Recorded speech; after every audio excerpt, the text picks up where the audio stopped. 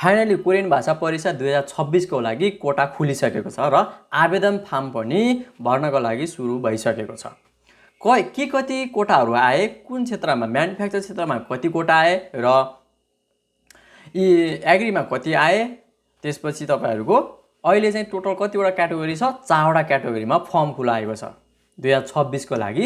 उत्पादनमूलक क्षेत्र अनि कृषि तथा पशुपालन क्षेत्र, सेवा क्षेत्र अनि वन क्षेत्रमा गरी 4वटा सेक्टरमा चाहिँ अहिले कोरिया शाखाले, इपिएस कोरिया शाखाले कोरियन भाषाको लागि परीक्षा आवेदन खुलाएको छ है।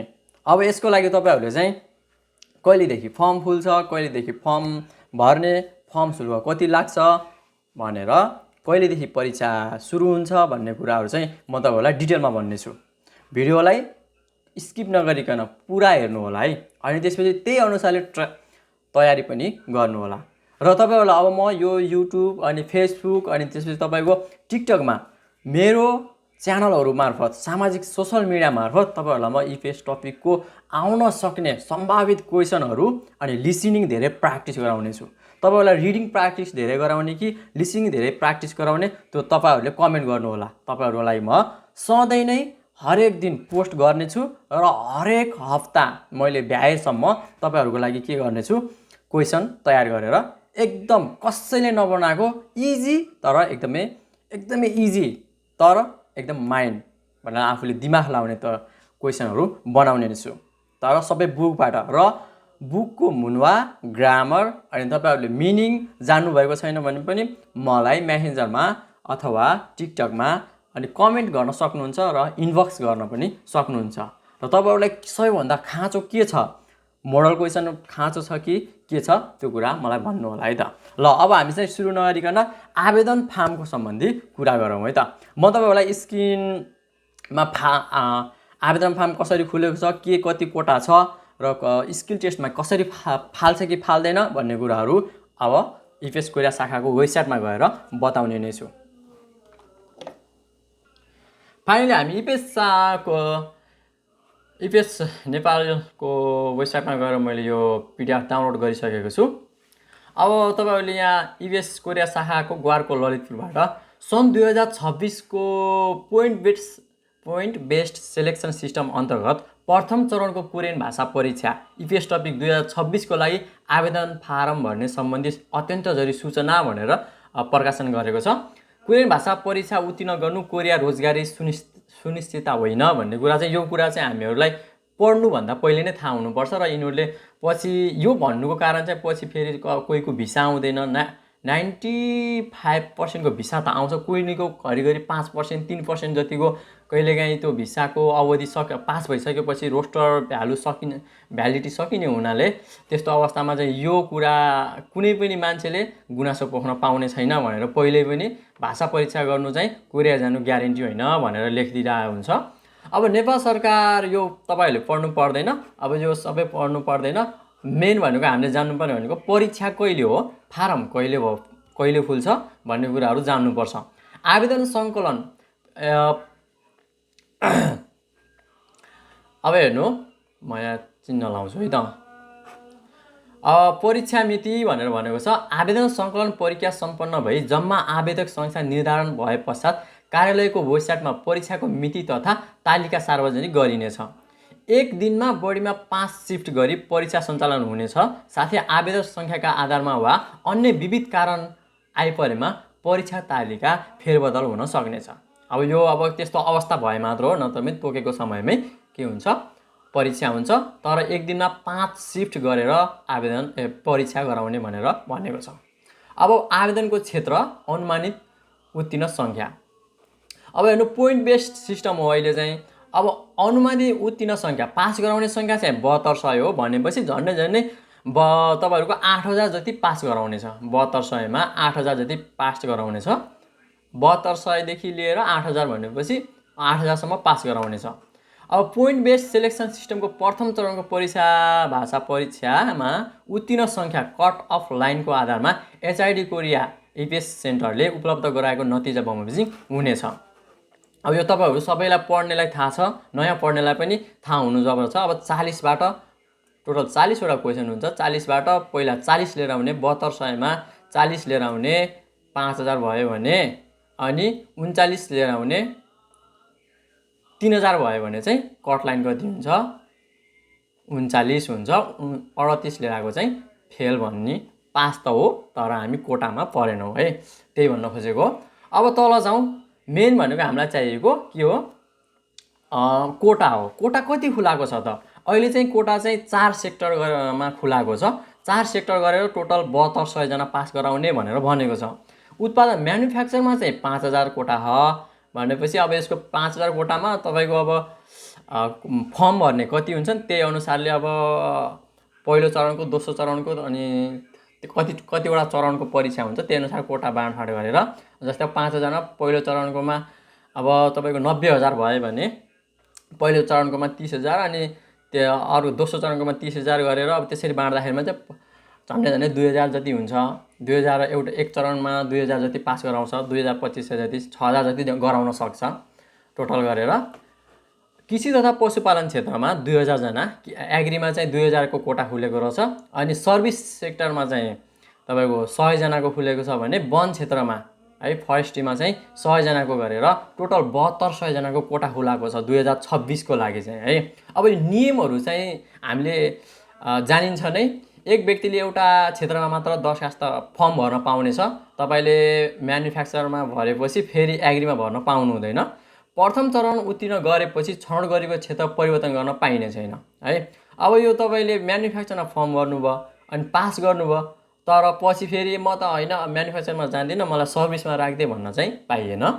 प्रथम चरणको भाषा परीक्षामा उत्तीर्ण परीक्षार्थीहरूले दोस्रो चरणको स्किल टेस्ट र जब क्यापेसिटी एसेसमेन्ट कार्यक्षमता मूल्याङ्कनमा सहभागी भई उत्तीर्ण भएपछि मात्र अन्तिम छनौटमा पर्न सक्ने। सबैभन्दा जान्नुपर्ने यो भनेको यो हो है। कोटा खुल्यो भनेर मात्र पढ्ने हैन के हामीले यस्तो कुराहरु पनि धेरै कुरा ध्यान दिनुपर्छ।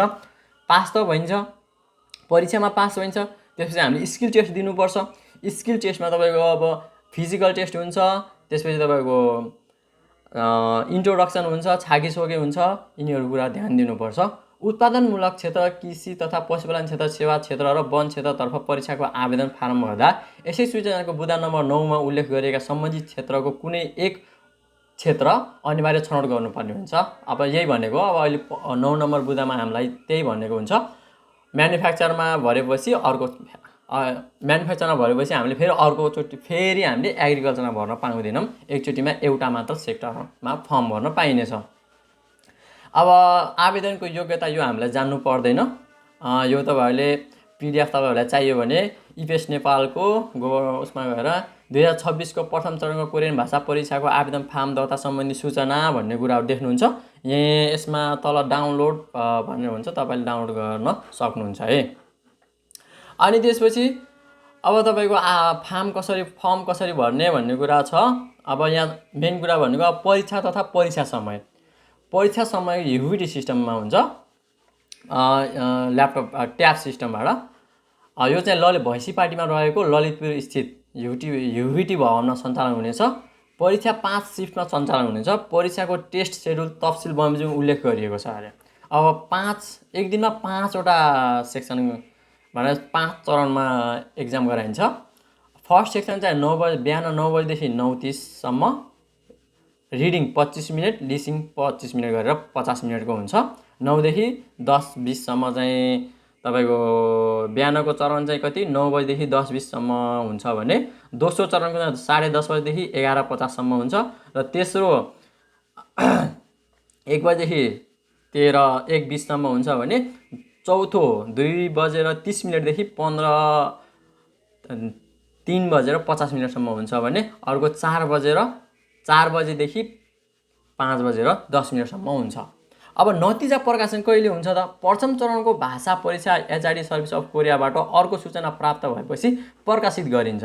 अब तपाईहरुको यो प्रथम चरणको सबै एक्जामहरु सकिसकेपछि चाहिँ तपाईको हामीलाई चाहिँ एचआरडी सर्भिस अफ कोरियाले कति कोटामा अब 5000 कोटा छ भनेपछि प्रथम चरणकोमा कति पास गराउने भन्ने कुरा अब उनीहरुको कोटा अनुसार अब उनीहरुले त्यही अनुसार डिभाइड गरे हुन्छन् बाँडफाँड गरे हुन्छन्। अब प्रथम चरणकोमा 2500 को कोटा बनाएको छ भने कति बनाउँछ अब त्यही अनुसारले पास गराउँछ है। अनि त्यसपछि जसरी हुन्छ 5000 पास गराउने हो। अब तेस्रो चरणसम्म परीक्षा चल्यो भने अब 3 डिभाइड गर्नु पर्यो भने त 2500 भनेपछि झन्डै 50,100 भयो भने 2000 त्यसरी गराउन सक्छ। परीक्षार्थीहरूले परीक्षामा आफ्नो प्राप्त गरेको प्राप्ताङ्कको इपिएसको तथा epstopic.hrt गएर ArdKR बाट प्राप्त गर्न सक्नुहुन्छ। यो हामीलाई थाहा छ, हामी पछि पनि म यो बारेमा पछि पनि प्रकाशित तपाईँहरूलाई भिडियो बनाएर राख्नेछु। अङ्कभार रिडिङ 20 अनि लिसनिङ 20 गरेर 50-50 हुन्छ। 20वटा प्रश्नको 50 नम्बर हुन्छ र गरेर 100 अङ्कको हुन्छ है, 100 अङ्कको पूर्ण अङ्क हुन्छ। अब यो चाहिँ परीक्षा दिनेको पूर्व तयारी नियमहरू, यो तपाईँहरूले पढ्न सक्नुहुन्छ। मेन भनेको अब यहाँ तपाईँहरूले फर्म भर्दाखेरिमा चाहिँ फुडमा भर्नुहुन्छ कि अब त्यहाँभित्र पनि धेरै म्यानुफ्याक्चरमा पनि धेरै हुन्छ। अब तपाईँले कार सम्बन्धीको काम गर्न खोज्नुभएको केमिटनहरूको, अनि कपडाको सम्बन्धी काम गर्नु टेक्सटाइल भनेको यसमा भर्न सक्नुहुन्छ। यो एउटा फर्मालिटी मात्र हो। हामीले यसमा जस्तै म कार सम्बन्धीको काममा एसेम्बलमा भर्छु भनेर भर्नुभयो र तपाईँलाई त्यही नै पर्छ भन्ने हुँदैन। भिसा आउँदाखेरिमा चाहिँ तपाईँ जुन कम्पनीमा पनि पर्न सक्नुहुनेछ। अब यो चाहिँ हामीले त्यत्तिकै त्यो सेक्टर रोज्ने हो, एउटा रोज्नु पर्ने हुन्छ, त्यो रोज्नै पर्छ, यही हो। तपाईँहरूलाई चाहिँ कोटा चाहिँ टोटल